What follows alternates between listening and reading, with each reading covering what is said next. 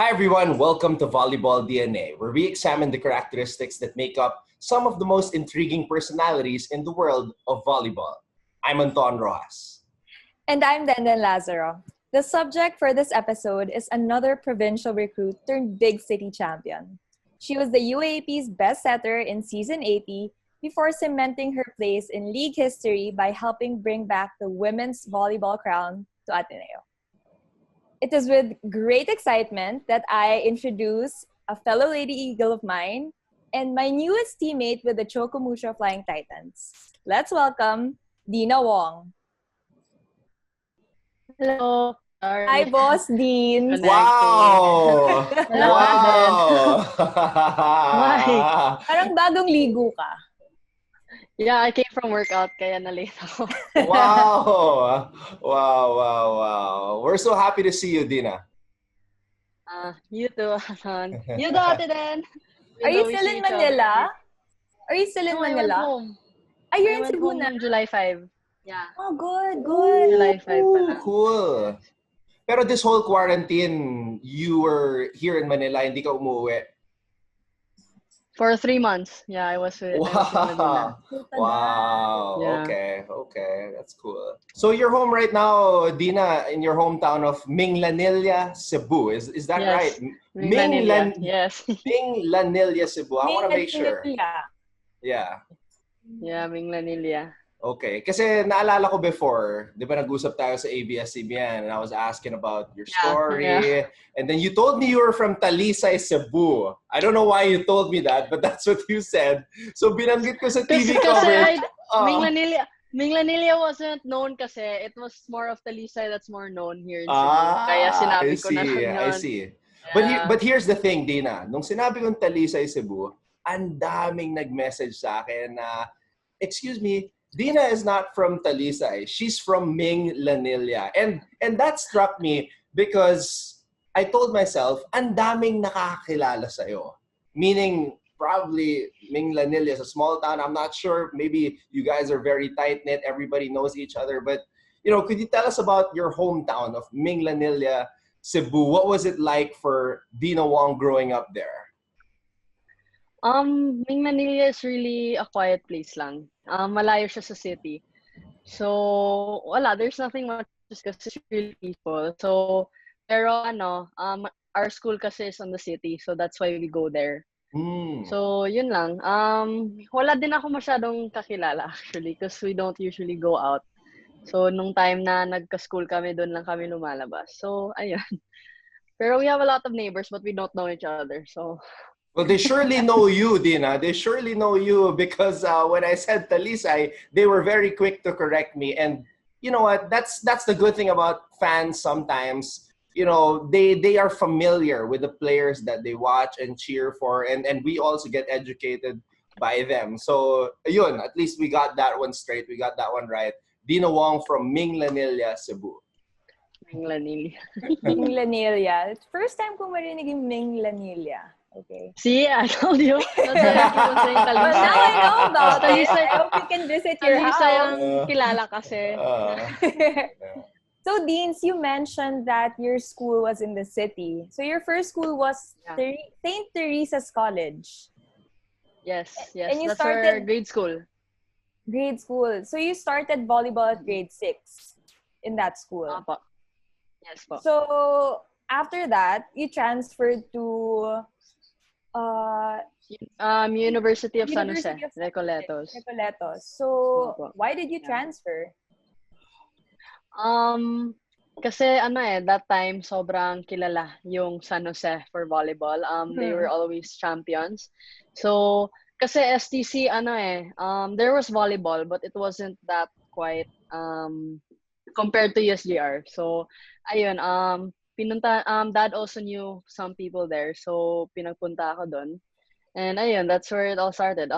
Sobrang hirap for a first year. Tapos, puro seniors yung kasama mo. So, and ayun, pero I didn't make the cut nung first year. So, I was so sad.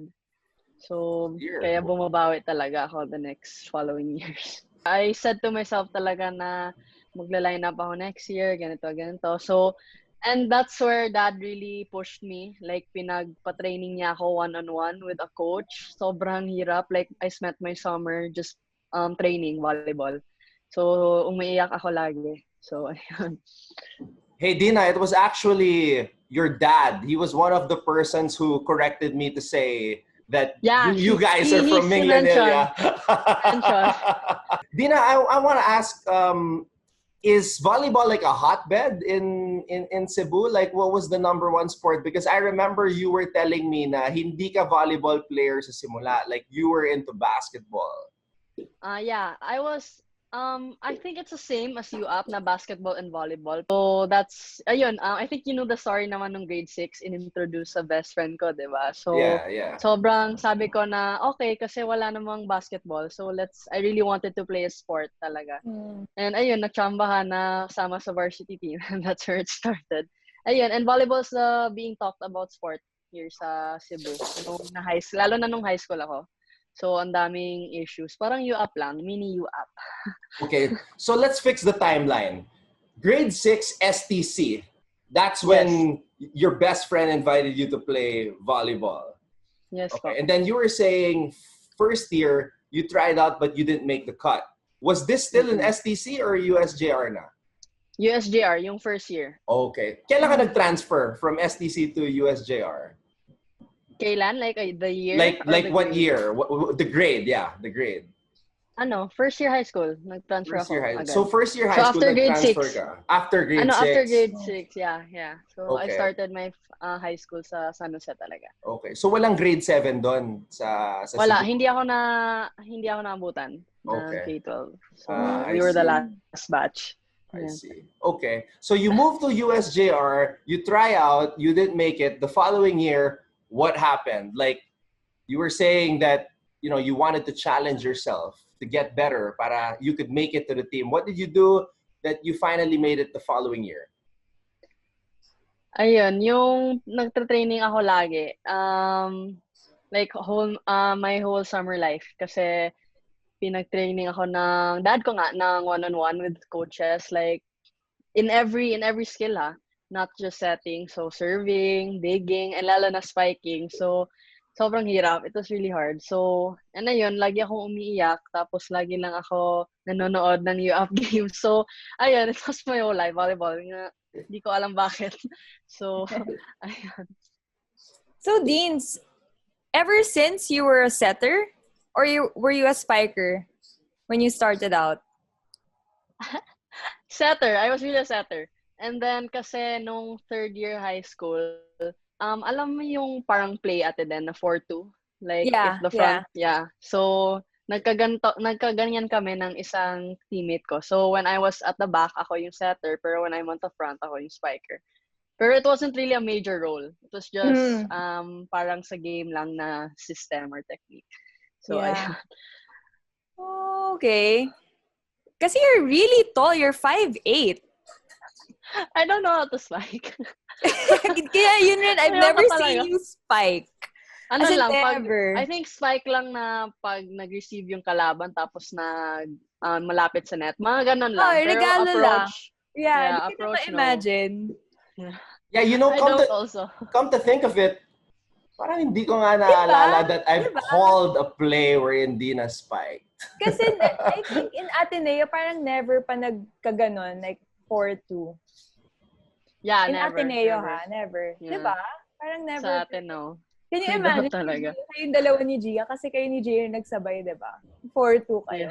Pinasetan ka ni Gia. Ate Gia can do it on herself.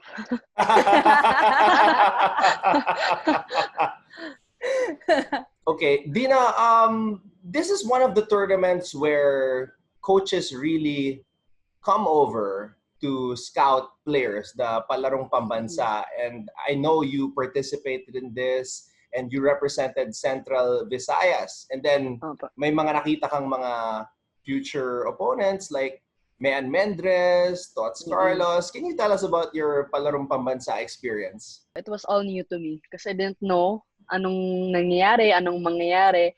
But ayun nga, ang daming tao. Sobrang daming tao. And where did it take place? Tagum, Davao. Tagum, Davao. Yeah. Okay.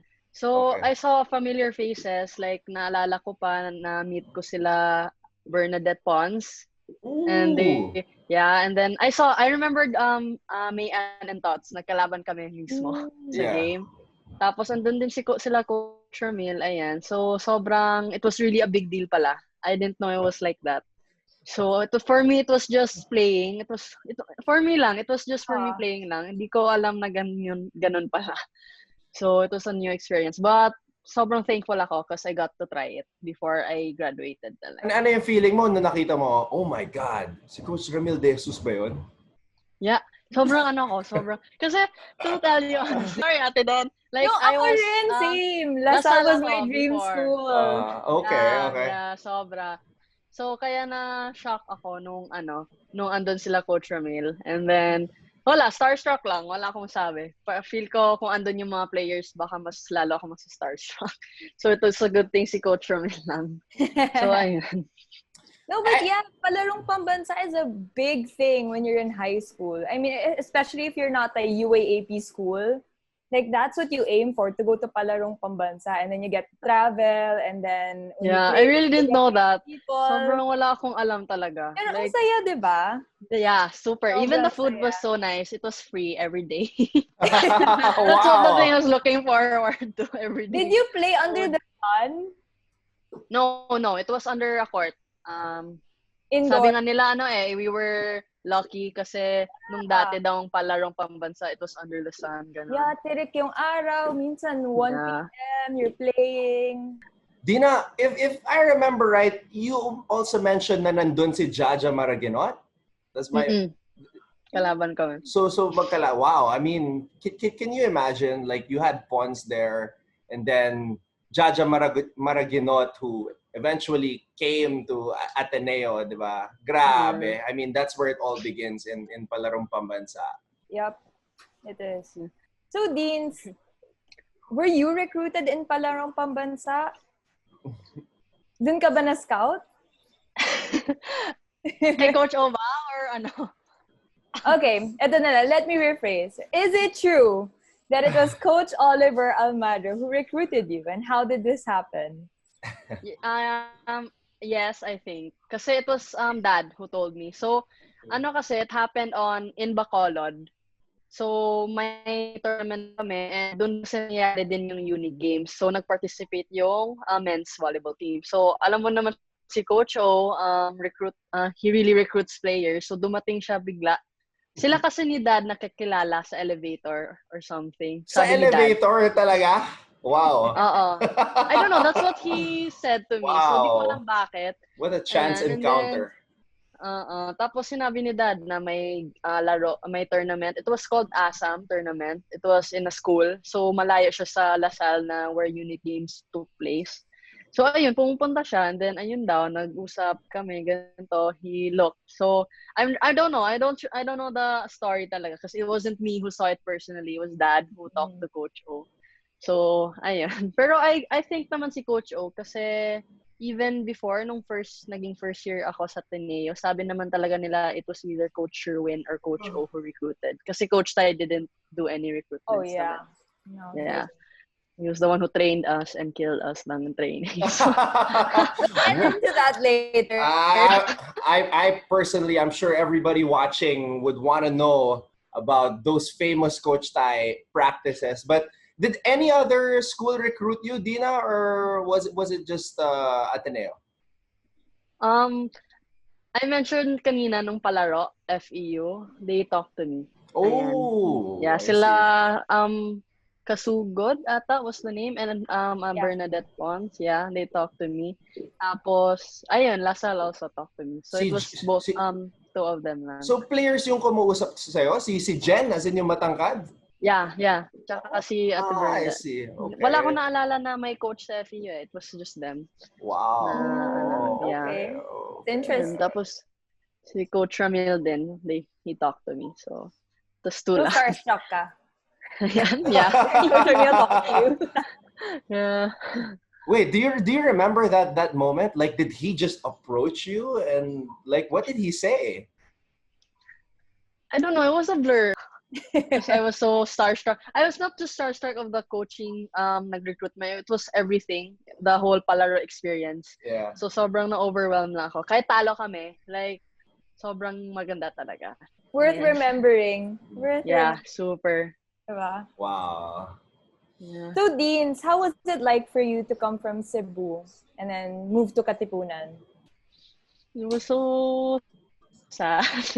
Well, at first, like, ayun nga, I'm used to being at home all the time. I'm used to being with my parents, like, super being with my parents all the time.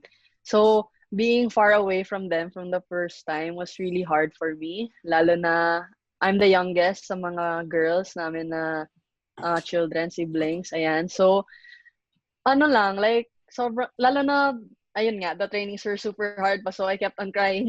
I kept on crying because wala akong ka-close, wala akong makausap, wala akong mahag, ganito, ganyan. So, sobrang hirap.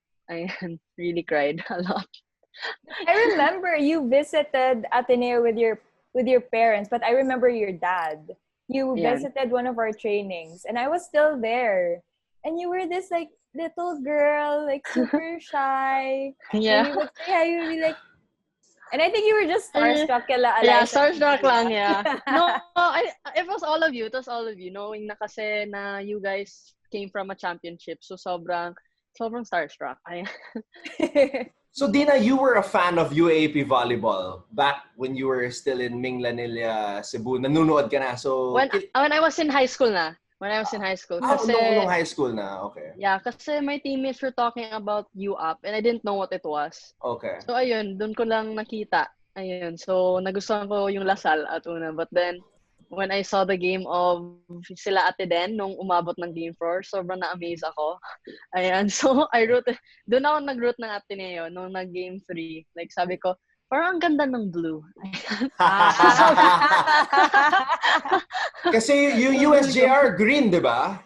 Yeah. I didn't like the color green kasi STC was blue.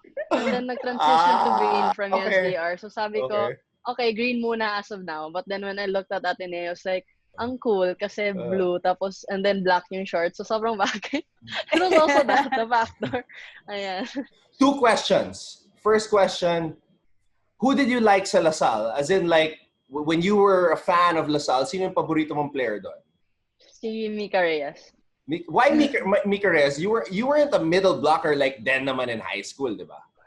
I think it was because she played good. She was pretty. And it was because of the jersey number siguro. Number Yun 3. talaga, jersey number. Yeah. Same pala kayo, no? Yeah. Okay. Yeah.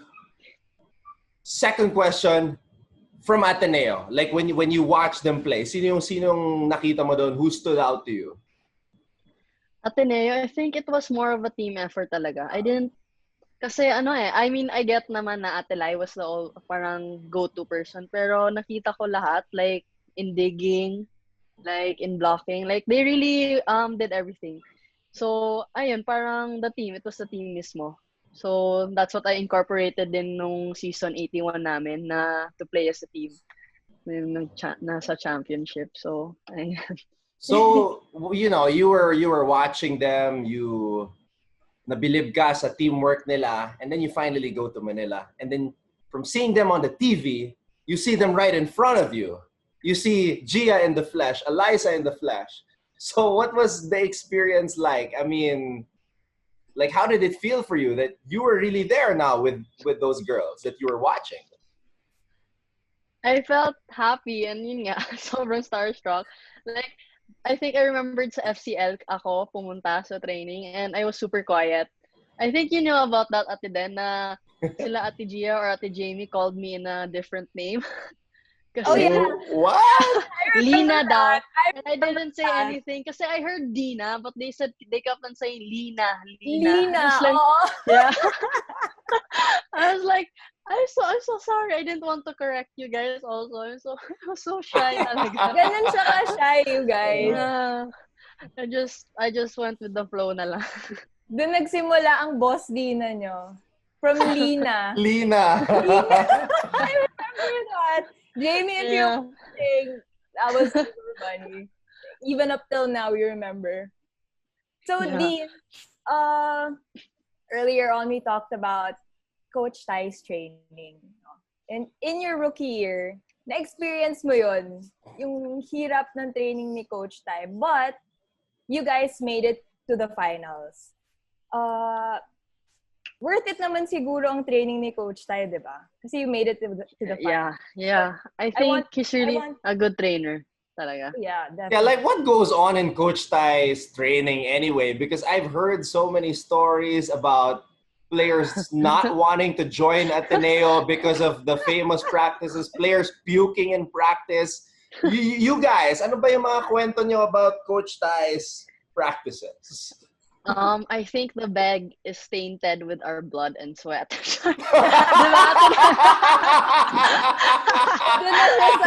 Sa wooden floors, it seeped into the ang dami. Like, Ate Kim lost a tooth. Ate Bea was, sa chin. Like, ang dami talaga. And Ate Jamie, yung pasa niya, ang dami talagang story behind it. How do you lose a tooth? Grabe. Nadudulas ka sa kawis. Oo. Tapos na sa face.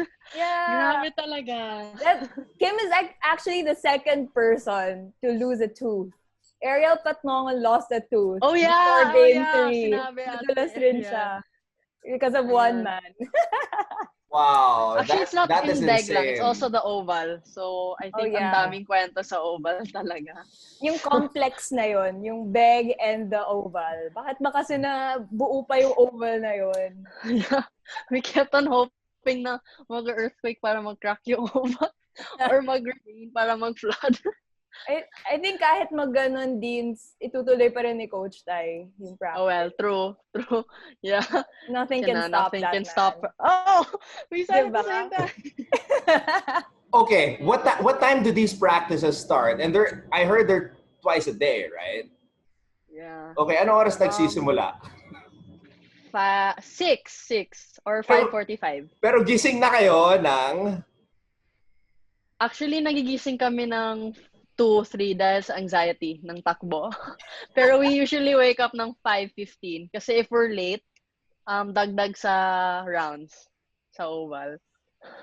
Okay, and okay, so from the initial 6 a.m. practice, anong oras natatapos yan? Maaga naman, 8. Mga 8 ganun. Okay, and then you go to school, anong oras yung next practice? 5. Pero 4:45 yung sinasabi niya para overload ng receive ganito set ganyan. Anong oras naman natatapos yon? 8 actually. Saktong 8 naman. Wow, that's like minsan that's like 7:30 depende sa mood. If we counter attack, very nice. Okay. All right. So I'm just curious about the both of you guys. Like siguro yung pinaka memorable experiences nyo about Coach Ty's practice. So, Kim Hekeliana loses a tooth. You said something about Jamie getting a bruise. What about you?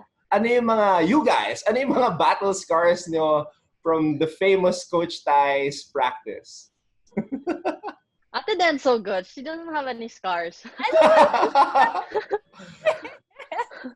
Sa akin kasi, I think he really targets rookies. Okay. Like, sobra. Yeah, like... Kahit hindi ako libero, pinagpa-one man ako. So, grabe, every day, after every training, kami pinapag-overload. So, ayun, ang dami kong bruises, ang dami kong pasa. Kaya that's where it was so hard kasi it was first year pa, tapos ang ganyan pa nangyayari. So, lagi akong umiiyak. So, grabe, as in grabe, wala akong masabi talaga.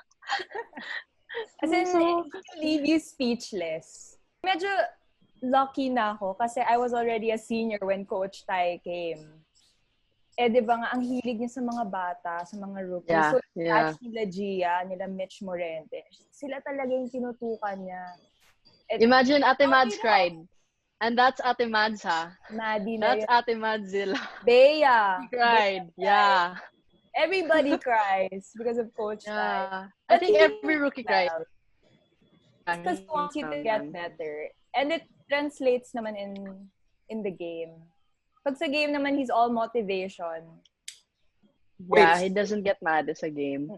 So then, it seems like the Coach Ty practice to you, though, you were able to handle it Well, Well, kasi I think na-prepare na kami. Since we were already seniors, like from Coach Roger. But then if I entered like straight from high school and then Coach tayo kaagad, I think I would have quit.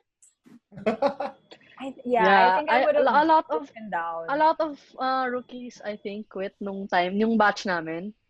Like Yeah. you saw naman kami na lang ng Ponggay natira, 'di ba? Yep. Yeah, so it was really hard. It was tough. It was really tough. Like mentally also. And plus, syempre, college is a different one. Yeah. You have to prioritize your studies and you're in Ateneo. Ang hirap. Sobrang hirap. Like, you have to think na hindi lang volleyball yung ginagawa ng mga student athletes. They go to school. And syempre, they go through personal stuff also. Like what Dina said. Like, that's what people don't see lang. They only see us playing, but they don't see what's really happening in our life. So, yun lang. So true. So true. Okay, so in your first year, Dina, you were a setter playing behind Gia Morado. Who's your idol? Like, I mean, you've mentioned this a couple of times. Mentor, yeah. She's your mentor talaga. Yeah. So, what was it like, during your rookie year and, learning from the likes of Eliza and Gia Morado? I was super grateful. Super grateful kasi kahit they know where they are, they still teach us. They still teach the younger people, us, yung rookies. And sobrang happy ako kasi hindi ko din inakala na maging close ako kay Ate Gia on my first year. So, yun nga, I was super shy. So, sobrang happy ako kasi may nakausap ako and it was timing na yung kinakausap ko, same position ko. So, ayun, thankful ako sa advices niya. And, ayun, she's also one of the reason why nakaganto ako, si Ate Gia. So, ayun. So, yun, sobrang happy lang. So, during your second year naman, Deans, you were converted to the libero position. From being a setter. Like, so, for me, sobrang magkasalungat yung dalawang yun. Kasi as a setter, you're getting the second ball. And every rally, you have to get a touch. As compared to a libero, like, sometimes by chance lang na you get the ball, diba? So, how was it like for you? And how did that start? Sa pag-start, actually, I really don't know. Bigla lang, the king of the court, na ganito kami sa training, or queen of the tatlo. So, doon ako bigla sinabihan ni Coach Tay na transfer to the position where the libero is. So, nagulat ako. So, I really don't know why and bakit ganito. Pero, it was really unexpected. But yung transition naman, it wasn't hard kasi, I think as a setter, dumidepensa naman din. And ayun, I think nung first year ko na all that one months were really worth it kasi natutunan. So, yun dapat sinasabi ko kanina na I think it was all worth it what he did to me kasi and it really liked me to defend. Hindi ako madepensa na tao pero sobrang ngayon gusto ko mag-defend. Ayan. So, I don't know why. Even if I know na makukuha ng teammate ko, gusto ko talaga siyang unahan na kukuha. Kasi wala lang. I really like defending lang. Ayan. For the casual volleyball fan like me, kasi Dina mentioned one man many times already throughout this conversation. And I've actually seen one man happen. Sa Lasal pa yun eh. One man is that drill where the coach throws the ball at random spots and you have to chase it, and there's a time limit. Is that right? Sometimes no time limit. Sometimes no Depends time on limit? His mood. Actually, 10 balls, tapos you have to finish. But those 10 balls aren't easy. He makes it, lalo na the last two, he makes it super hard. Kasi, sometimes it's part of the training. Depende sa system ng coach. Like, sometimes it's part of the training, like kay Coach Tay. And sometimes it's just parusa kasi you're tamad to defend. Or like, you don't chase after balls. Or so kahit hindi ka nag-attempt. Yun. He really hates that. So sometimes some coaches, hindi nila nilalagyan ng like number of balls to get or a time limit. So kung kailan nakikita niya na you're really going for the ball, that's the only time na titigil yung one man.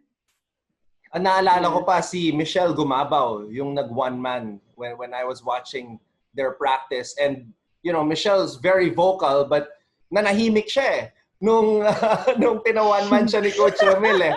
And talagang kuba siya. Like, she was hapong-hapo eh. Like, she needed to catch her breath. So, like, I can only imagine. But, yun nga, yung one man, I always hear that from volleyball players na yun yung I guess yun yung parang suicide. Like sa basketball, it's called suicides. For volleyball, siguro one man.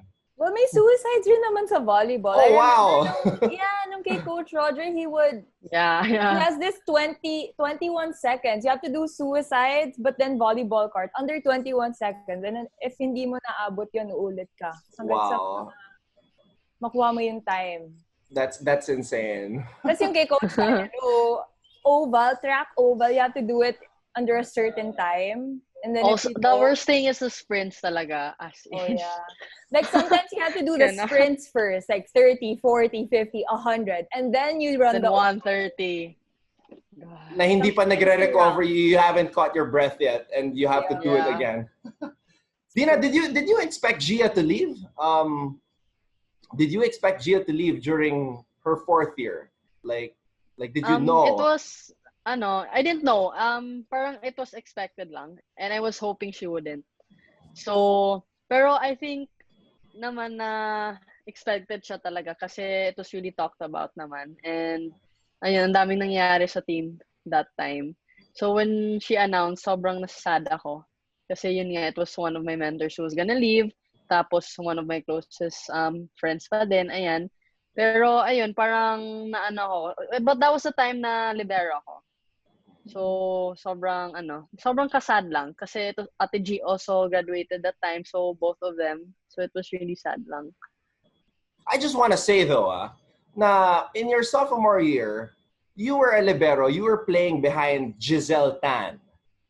And towards the end of the season, mas ginamit ka na ni Coach Tai at that position. In fact, during the finals, you played all 9 sets as the libero of Ateneo, and you even started in the Final 4. So were you already getting comfortable with that role as a libero, Dina? Yeah, personally, dati gusto ko talaga libero na lang. Kasi honestly, kasi a setter is really a hard position. Kasi you do almost everything. And that's why I admire Ate Gia. Kasi, na-inspire talaga ako sa kanya. Kasi it's not just digging or receiving naman. I mean, I know libero's also a tough position. Pero kasi with setting, you really have to think where to give the ball. You really have to look at your opponents. And you're like the second coach sa team. So, it's you who tells your teammates what to do, where to go, anong gagawin, ayan. So, sobrang ang daming iniisip. So, kaya, when I was converted into a libero, parang it was also a sigh of relief. Kasi, it was one of the things I wanted to do. Tapos, ayun, iniisip mo lang yung first ball, ganon. So, ayun, parang na-comfortable na ako sa position na yun. And when Ate Gia left, parang ako, parang, hindi naman sa pero I think, I didn't expect na babalik ako sa position na setter. Kasi Coach Tai told me the last game of the finals na I was gonna be the first libero na. Or the libero na in the coming season. So, and then sobrang timing din na Ate Jamie wasn't able to play pa. So, nagkapatong-patong lahat. So, bumabalik yung anxiety siguro. Okay, let's ask the master. Denden, how would you rate Dina on a scale of 1 to 10 as a libero during that season, her sophomore year? Well, given that she was suddenly moved to the libero position from being a setter. And she's 5'8". She's so tall. She's taller than me. And I had a hard time because I was tall. It's so hard to dig, go down. It takes time. Dina, alam mo yan. It takes time. Yeah, sobra. I would give her a 10. And she played all sets nung finals. And it was her first time being a libero. So, props to you, Deans. Thanks, Ate Dan. That's so kilig. That's tough. I mean, ako nga, from high school to college, ako nahirapan ako from being a middle hitter to a libero. Kahit nasanay naman ako nag-defend, it was hard for me. So what more like you're already set on being a setter from early on, and then college setter ka, and then suddenly switch ka to libero. That's tough. Tsaka naalala ko, Dina, may mga times pa na libero ka, pero nagsiset ka pa rin. May mga nangyari na ganun eh. Tapos sabi ko, grabe to ah. Nagagamit pa rin niya yung setting skills niya. That's one of the things Coach Tai taught me actually. Kasi when the setter gets the first ball, automatic yung libero nagsi-second ball. And since alam naman ni Coach Tai na I was a setter, medyo mas controlled kasi if setting yung gagawin to set the ball to the spiker. I mean, mas okay naman din yung digging. Pero he knows naman na mas ano yung tempo if setting. So, yun pinagawa niya sa akin. So, I also trained ng ganon and nahirapan ako nung first. Pero, ayun, na timing naman na-apply ko sa Final 4 nung against FEU. Yeah, it was in that game. It was in that game that I saw that. I remembered, yung kay Ate Jo nung last point. Yeah, I remember that. Grabe yun. Yeah. I think I told you about that then. Like, what you think about that last play? Na the libero set it up. Oh, believe ako kasi I can't do it. I have a hard time setting. You know what? I just realized na halos lahat ng liberos ng Ateneo, nag-converted sila. Ngayon na lang nagkaroon ng legit libero from like high school to college. Even Danny was converted. Yeah, and she was a setter, di ba? Yeah. Like halos lahat setter. Like 4 na kakilala ko na liberos ng Ateneo coming from the setter. I think it's a tradition na Ate Dan. It's a thing. It's an Ateneo thing. Yeah. It's also an Ateneo thing to have a really good setter. Mm-hmm. Because, I mean, before you became the starting setter, Dina, in season 80, you know, you had Jem Ferrer, who was a 3-time UAAP best setter, of course, Gio Morado, and then it was you. Well, what type of pressure is present when you know that you have to be the setter for the Ateneo Lady Eagles? Like, nung sinabi na sa'yo na, okay, you're going to be the starting setter of this team, you're gonna run the show, what were you feeling? What was your mindset during that year, your third year with the Lady Eagles? I think it was me more thinking of kung kaya ko ba to? Ganito. Like, yun nga, as you mentioned, sila Ate Jem, sila Ate Gia, they're really great setters. And for me, it's just, I came from a province, I don't know anything, ganito, ganyan, and hindi ako medyo ginagamit ni Coach Tai dati, ayan. So it was really, hindi pressured, yeah, I think it was a little pressure, pero sa isip ko lang, sinasabi ko kung kaya ko bang dalhin yung team, kung kaya ko bang gagawin yung ginawa nila Ate Gia na umabot sa finals, and I think that was the point na kaya hindi kami umabot ng finals kasi ganun yung iniisip ko. So parang na-disappointed din siguro sa self ko kasi I wasn't able to lead the team as I should have kasi ang dami kong iniisip iniisip ko yung sasabihin ng mga tao, ng alumni, ng mga fans. So nung 4th year, it was more of the team na pinofocus ko. So, ayun, I just did what I was supposed to do lang nung 4th year. So, hindi ko na masyadong pinapansin yung mga sinasabi ng ibang tao. Ayun. Kasi, as what Ate Gia keep on telling me naman talaga, iba kami eh. We're different people. Like, don't compare yourself to her daw. I mean, I don't compare myself to her kasi iba yung kakayanin ko. Iba yung pwede kong gawin. So, just be myself daw. And most especially ito talaga be confident. Kasi I really lack confidence on myself talaga. That was also one thing why I was so shy nung first year. Kasi for me, I didn't feel like I belonged sa Manila. Kasi taga-province lang. So, ayun, that was in my mind lang all the time. What was the turning point? If you were shy before, what was the turning point na yun nga, nagbago yung ugali mo na you developed that confidence? Sabi ko sa sarili ko, the team really needs me. Kasi it's a team effort we can't just do it individually. Like, we really need each other. And laging sinasabi nila, Ate Bea, yun. As in, lagi, like, sinasabi nila, wag mo nang isipin yung libero kasi setter ka na ngayon. Kasi sabi ko, gusto ko talaga libero na lang ganito, ganyan. And they kept on telling me, move on na, please, because we really need you. Sila Ate Matt, sila Ate Kat, all my seniors. And, ayun, yun, iniisip ko talaga na, nga, no, like, I have no choice. I mean, I have a choice. Pero, the choice na dapat yung tamang choice yung gagawin. So, yun yung turning point ko. Like, I really just thought of the team. And also, Coach Tai, syempre, expecting great things naman of me. So, I didn't wanna let him down. I didn't wanna let my teammates down lalo. So, ayun. Okay, so the following year, season 81, there was a change in the head coach position. Woo! So what was it like to have Coach Oliver, the person who recruited you, become your head coach?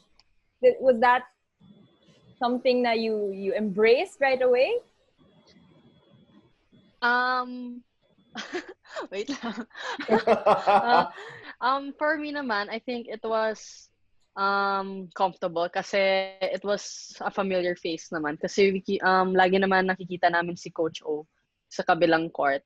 Pero we didn't think yung training niya like we didn't expect na ganun yung training niya. Ayan. So honestly, sobrang mahirap for me nung naging coach naging coach si Coach O. So sobrang ang hirap na season na yun for me talaga. Bakit ka nag-celebrate kanina nung sinabi ni Yes! Denden na na you had a new coach na si Coach O? Wala lang. Mamaya na lang. Mamaya. Na-curious na ako, nag-celebrate ka. But you're also saying na mahirap din yung practice ni Coach O. So mahirap yung practice ni Coach Tai. You said you cried. A lot of players cried.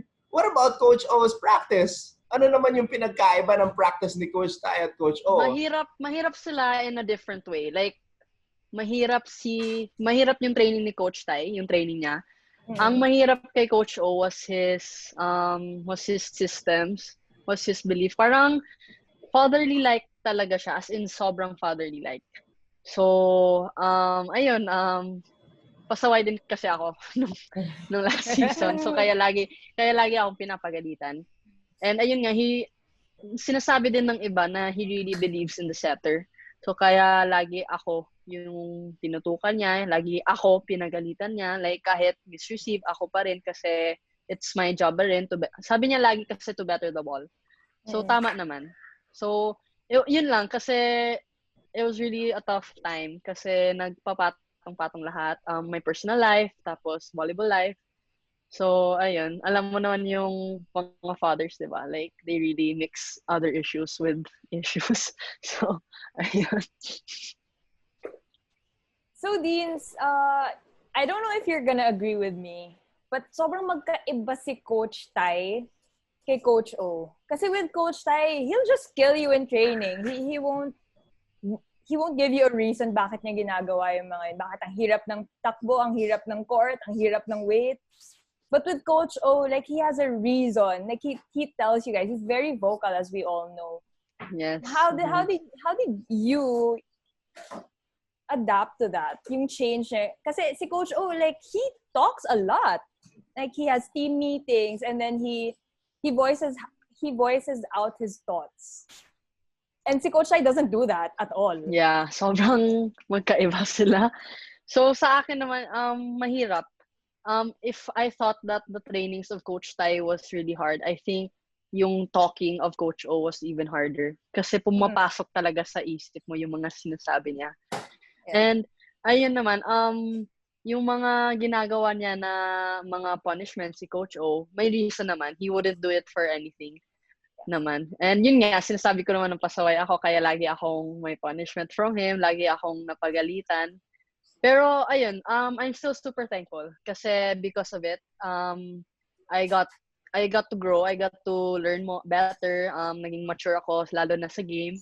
Kaya, buti na lang talaga nangyari. Pero ayun lang, it was really hard. Sobrang umiiyak ako lagi. Sobra. Ayan. So, then and I talked to Maddie. And then Maddie was saying there were a lot of trials and tribulations during that championship season 81. And then sinabi ni Maddie, may special mention siya sa'yo eh. Sabi niya, we all had to go through struggles, lalo na si Dina. So like... Makaiyak na ako. It's okay. We want you to cry, Deans. Yeah.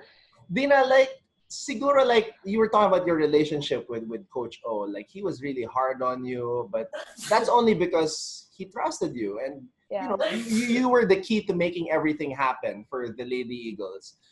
What was the most memorable, maybe, quote, words na sinabi ni Coach O sa'yo that you were always thinking of that year and maybe it motivated you, maybe it challenged you? Is there anything in particular? Well, he says a lot of things. Pero, ang lagi niyang sinasabi sa akin na the setter talaga yung nagdadala ng team. Yun talaga lagi niyang sinasabi. And sinasabi niya na ako nga yung second coach ng team, ako yung leader. Kahit na andyan naman sila Ate Mads, yung captain. Pero iba pa din kasi if setter ka. Like, ayun, like, ang laki ng responsibility sa team. Kaya, maybe siguro lagi niya akong papagalitan kasi gusto niya maging ako role model ng ibang team ko. Kaya lagi niya akong pinapagalitan para matuto, para, ayun, so, this is really emotions. Yeah, wala. Kasi, everything that happened kasi, it was just really for my own good. And I was super thankful kasi andun sila Ate Mads also to tell me what to do, to guide me. Sobrang tough lang. Like, hindi ko akalain na ganun yung mangyayari sa akin nung season na yun. Kasi, ayun nga, na-affected yung personal life ko. Ayan, so di ko na sasabihin bakit. Pero, my personal life was always the reason ni Coach O bakit ako hindi makafocus, hindi makagawa ng tamang bagay, which is true naman siguro. Kasi maybe I got distracted in other things. Pero, everything happens siguro for a reason talaga. So, it was a good thing nangyari bago mag-UAAP kasi dun ko na-apply lahat yung mga sinasabi niya. Dun ko natuto talaga kung anong dapat gawin. So, grabe. Alam mo din na just listening to Dina, nararamdaman ko yung yung parang bigat na that she was carrying all throughout that year, that particular season. And I think you let it out, Dina. I think you let it out. To me, I think one of your most signature UAAP moments, and I think like a lot of fans will agree with me on this. There was a GIF that came out on Twitter. And I think you know where I'm going with this. Game number 3 of the finals, Ateneo versus UST. Okay. And it was set number 3. You guys were up 6-5. Sinet yung bola. Alina Bicar sets it up for CC Rondina. Sinabayan mo, and you blocked her. And then you turned around, and then let's just say you let your emotions out. You let everything that you were carrying that year out. Like, ano yung nararamdaman mo during that moment na block mo yung MVP? Everybody was going crazy. Like, do you remember that moment? Yeah. Everyone kept reminding me kasi, like, sobrang di ko alam na nasabi ko yun. Like, nagulat lang ako sila Ate Ella. They told me after the game na gumanon pala ako. And then, ayun, I think it was parang nadala na lahat na nangyayari. Di lang season na yun, that year na Coach was our coach. So, nadadala lang. And I think it was also yung release of expression lang kasi nahirapan ako mag-block eh. It was weird. Nahirapan ako mag-block during that season. Kasi ayun nga, yung dahil sa injury ko, hindi ako makatalo ng maayos. Tapos, ayun, nilalabas ko lang lahat. Kasi, I think that was the first time I blocked CC nung the entire season. Wow. So, lagi kasi akong sine-check out naiirita ako Kulangan ka Kaya alam mo na bakit ayaw ko mag-check out. So it was really I was overwhelmed lang siguro and sobrang ko. And it was intense It was it was. Sobrang intense. And kasi yung UST din, ang dami nilang, ang nagtra-trash talk din sila. So, kaya natamaan din ako. So, ayun, it was a release of expression lang. It's forever going to be in the history of the UAAP, that signature kasi, moment. Bakit ako yung fina-focus? Ikaw yung naka-block Hindi kasi, hindi naman halata na it was me who blocked. Pwede naman si Ate Mads. Kasi Ate Mads is known for blocking. And I didn't know. That's true. Nila. Even the announcer said Maddie Madayag. Yeah, but I didn't know it was me na video. So, sobrang ko, bakit naman ako na hindi halata sa block namin ni Ate Mads kasi it was side view. So, I didn't know why. So, I think I know. It's because there's also a camera angle and the directors of ABS-CBN, they see the angle. So, even though the main camera was shown on the TV, was side view, they saw that it was actually you who blocked. But anyway, I'm sure it felt good naman, Dina, to release all of that. It's never gonna be on the internet. All eternity. So, Dina. Buti walang sounds.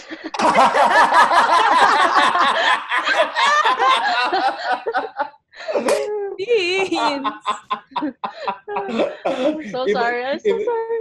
Iba talaga, Boss Dina. So after all that, all of those struggles and challenges, moments after, you're a UAAP champion. What's the feeling like that after everything you went through, nag-champion ka? Nakahinga.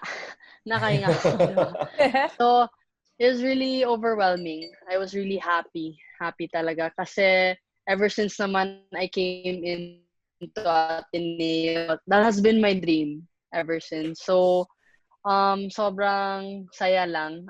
Nakita naman na umiiyak kami lahat, di ba? Sa worth it lahat ng pagod. So, it was really super overwhelming kasi sobrang worth it lahat yung pinagpagura namin, iniiyak namin sa training. So, super worth it. Super happy lang. Super happy, super blessed. Ayan, and thankful talaga. And is that a familiar description, familiar feeling as what she just described? Totoo yung nakahinga. Kasi wala ka ng twice a day training na iisipin. The following day. Beach na iisipin. Oo, beach na travel, makaka-uwi ka na, see your family, di ba? True, super true. Ano ba yung reward nyo, Dina, after winning the championship? Yung Boracay trip. Okay. Yeah. Nice. Fun. So, Deans, earlier you mentioned that you were not feeling well during the season. Like, parang you had an injury. So, parang ang sama nung end, nung season mo kahit na nag-champion ka. But I think that made it all worth it. Yung pagod and hirap na pinagdaanan niya and then you got a championship. But, what happened? What was the injury? It was a stress fracture on my right shin. So actually, hindi pa naman ganun kalala nung nag-start siya sumasakit. So sumasakit kasi siya nung December after Christmas break. Wow. So sinabi ko na ang sakit na ganito, ganyan. Tapos ayun, doon lang kami nagpa-check up. And ayun, wala namang broken bone, broken shin. Pero it was almost siguro, I think, leading to that point. Pero sabi ko, sige, tapusin ko na lang yung season ito kasi I didn't want let everyone down naman. And I think Coach O was expecting me to play pa din. Ganyan. So, ayun, I think it was also the reason why hindi ako makakapag-block ng maayos, yung jumping ko, tapos yung timing ko off. So, kaya ganun din yung reaction ko nung na-block ko kay Cici. Kasi nga, parang first time ako nakaka-block sa kanya ng maayos. So, ayun, parang it was a really tough season kasi I was playing with an injury. So, kaya maiba yung laro ko nung PBL, I think. I think nag-iba yung laro ko. Pero still grateful kasi I was able to finish I was able to be a champion pa rin. So, ayun, kahit na find out ako ng injury ko after season, I think sobrang worth it kasi na-champion.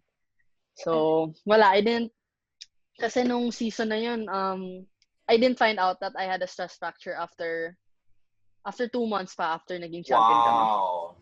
Yeah, kasi sabi ko nung after champion, sabi ko, sige, tapos na. I'll give it 1 month. I'll give it 1 month na magpahinga. Tapos sabi ko, after 1 month, parang ang sakit pa rin eh. So, I said na magpa-x-ray ako and that's where I found out. Ayan, so, ayan naman. Wow. It was okay. But you know, Dina, that explains a lot, ha? That explains a lot because, syempre, hindi naman alam ng tao yan eh, na you were playing with an injury and like, now that you've mentioned it, now that you've revealed that you played the whole season, tas December pa nung sumasakit. Yeah.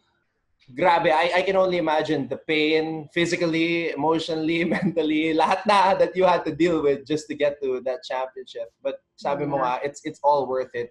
I remember seeing you at an event and you had this cast, you had a boot. You were walking around in a boot. And that time, hindi pa pinag-uusapan na you might potentially miss season 82. When was the moment that you realized na, nako, looks like I cannot play my 5th and final year? I think I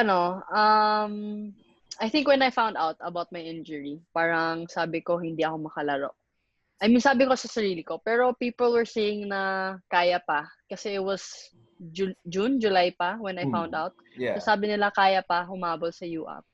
Pero sabi ko na I didn't want to rush my injury kasi nga baka pagbalik ko ng lalaro, baka lalala pa siya.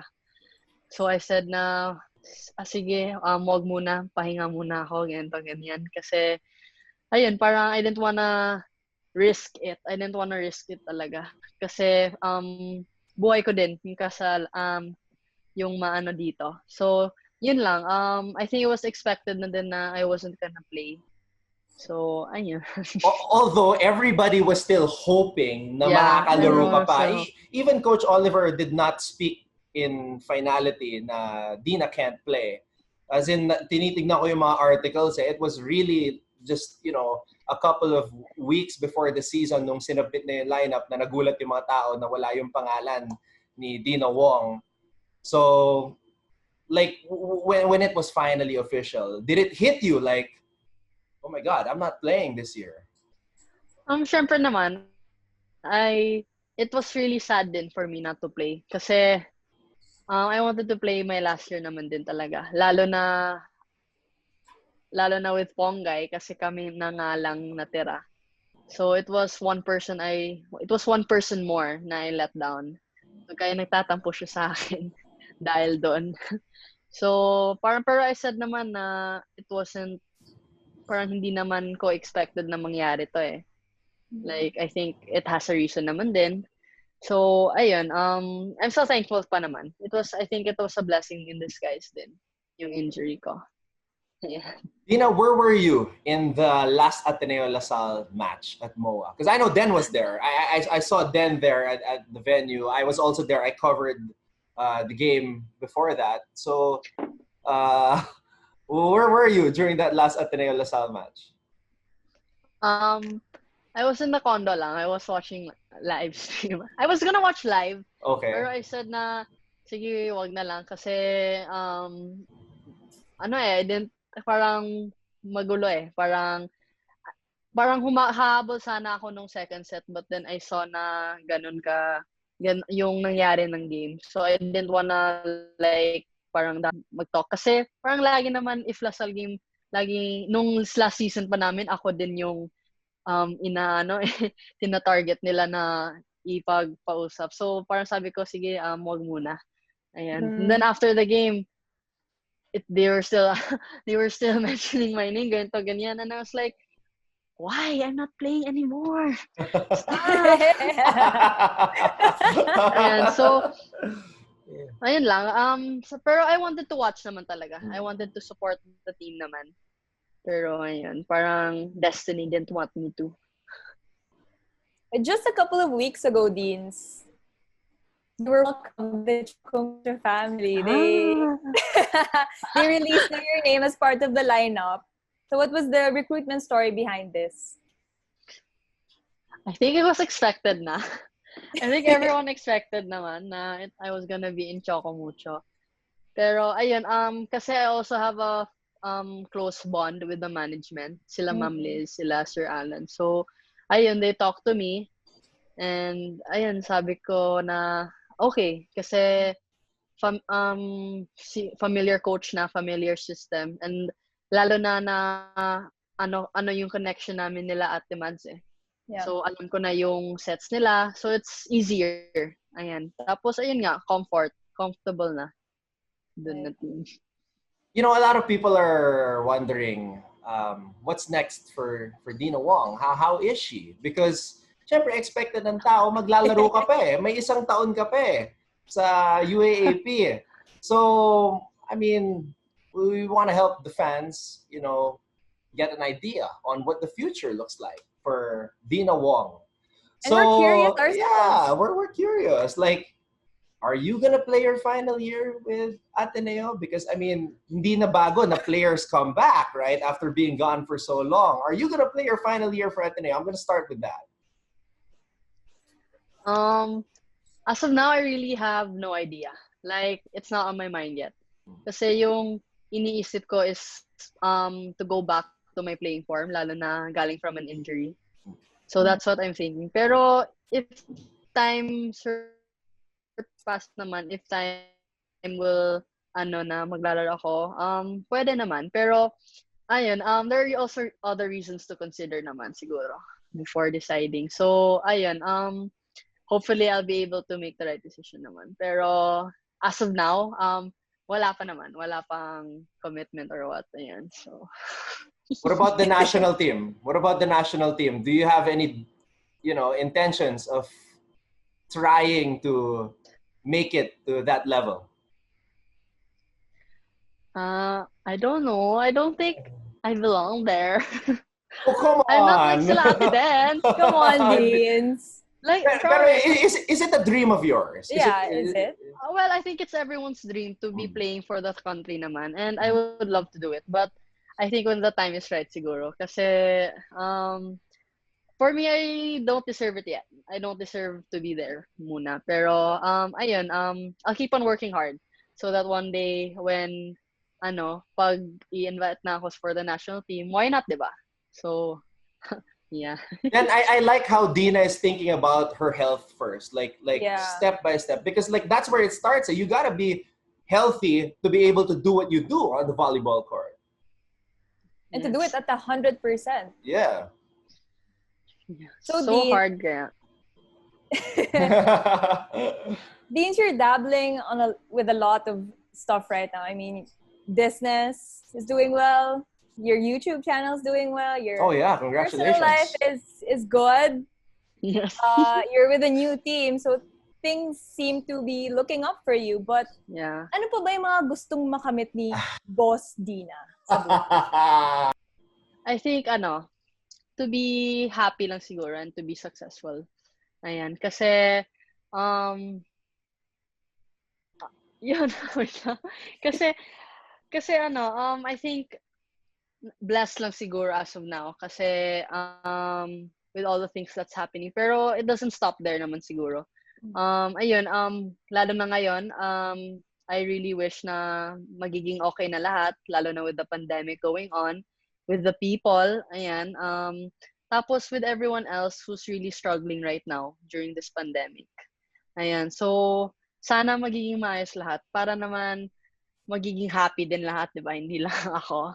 So, ayun, and really looking forward to play again. That's really the thing lang siguro. I'm really excited, lalo na playing with Ate Den, playing with sila Ate Mads again. Ayun, so and beating ko yung line. Char.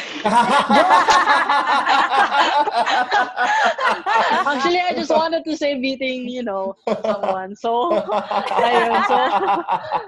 So, yun lang naman. And syempre with my family, ayan. A good health and long life, ayun. So, that's really it naman. Wow. Nakakatuwa yung kwento ni Dina because she's another one of those players who came from the province to Manila, and then she started off as a shy person, somebody who was, in awe of all the players na nakita niya dati sa TV, now in the flesh at Ateneo, and then she became Boss Dina. Saan ba galing yun? Oo nga. Saan ba galing yun? Saan nga ba, Dean? Hindi ko din alam. I really don't know. Kasi, I think it was someone's IG story kasi nagsabi boss mapagmahal. Tapos nagiging boss D lang. Kasi, D starts with, Dina starts with D. So, I think that's where it happened. Yeah. Alam mo, parang lumalabas like a boss talaga tong si Dina eh. UAAP Champion, 100,000 subscribers sa YouTube. Ano pa tawag doon? Silver play button. Congratulations sa inyo, ah. Thank you. Galing. Tapos, obviously, your business also is doing well. Very, very thoughtful of you guys to engage in that, lalo na ngayon during this time of the pandemic. Dina, is there any message you have out there for everybody watching about how to deal with all the challenges and overcoming them to become a boss in life? Grabe naman yung boss.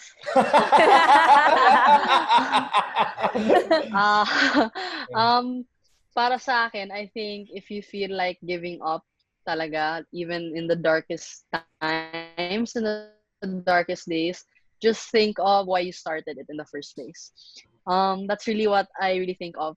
Most especially now nga na nag-business ako, ganyan. So, I really never give up. Kasi yung dulo, sobrang worth it yan. Iisipin mo na lang yung nangyari sa'yo before na kaya ko pala yun. Ganyan. So, you really say to yourself that you really did it, that you can do it. So, there's really nothing stopping you. Like, really exceed your limits lang talaga. Ayan. So, masasabi ko lang na sa mga players na natatakot sumali sa mga teams ni Coach Tai dahil sa mga naririnig nila, Dina and Den are living examples that it's doable and that if you can get through it, you can attain greatness. So, I think that's one of the lessons for today's episode. Maraming salamat, Deanna Wong. Thank you so much. Thank you, Dean. Thank you so much. Maraming salamat, Boss Dina. And thank you to everybody who watched this episode. And we'll see you all again next time.